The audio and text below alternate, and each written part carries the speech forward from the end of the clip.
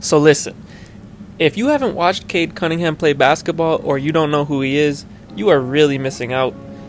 For those of you who don't know, he's one of the top prospects going into this offseason and into the 2021 NBA draft, and he has a very good chance of being selected first overall. Cade is a point guard at 6'8", 220 pounds, and he has a 7-foot wingspan. And the way the modern NBA is moving, bigger playmakers are becoming more and more common. So think of somebody like Luka, Giannis, LeBron, Kawhi. Harden's now playing point guard for the Nets. You get the picture. Cade, he plays with exceptional pace. He's never lets the defense rush him, and he never loses control. His size and pace let him really analyze the floor and see over the defense to make passes. It's like he's playing chess while the rest of the defense is playing checkers out there. His pick and roll reads are very advanced for his age.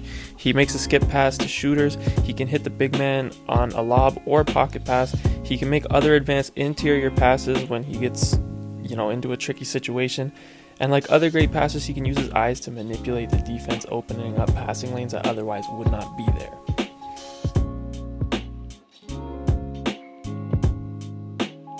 Now, some people might think this is a little bit ambitious, but I think his playmaking and his pick and roll game is that kind of similar to Luka Doncic. Now, the reason I say that is because one, his size, and two, he's always under control, and the passes that he's capable of making are pretty similar. Obviously, I think Luka is better at it at this point, and he's more polished, but I think that's somewhere that Cade can get to. His handle is good, but it's not great like a CP3 or a Kyrie, but keep in mind he's 6'8". He can beat guys off the dribble in a similar way to somebody like, again, maybe Luka or Paul George, but again, not quite as polished yet, as he is only 19 years old. If he doesn't fully beat his man, though, he can use his size to finish through or over them at the rim. And again, he's never in a rush, so his patience helps him immensely on these drives and finishes. In terms of shooting the ball, his mechanics are very solid. He's an exceptional catch-and-shoot shooter. He's currently shooting 43.7% from 3 at Oklahoma State this year. In high school, he struggled a bit with shooting off the dribble and creating space for jump shots.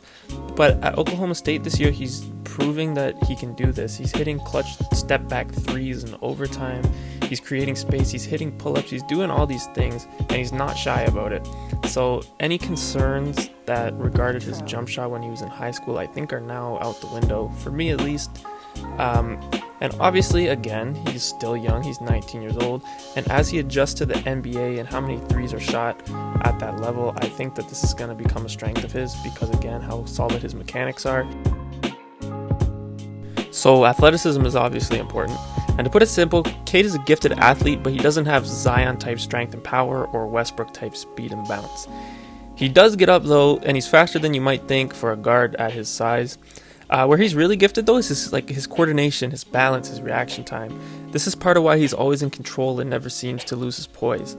His reaction time helps him a lot defensively when he's off the ball. He's good at digging, getting steals. He's good at reading passing lanes. And this allows him to have great hands. And obviously, steals are valuable. But the reaction time off the ball in terms of getting into position and help side rotations early, that's where it really helps him. He has struggled a little bit on the ball guarding quicker, smaller guards. But again, I don't think in the NBA he'll always have to guard some quicker, smaller guards. He could guard the 2, he could guard the 3 if he has to, because again, he's 6'8". But I think his reaction time will help him. And also, if he is guarding this quicker, smaller guards, he has a lot of length and size on them, so that can help him make up for it as well. So ultimately, I think he's a solid defender. I don't think he's like a I don't think he's like a Tony Allen or a Klay Thompson even.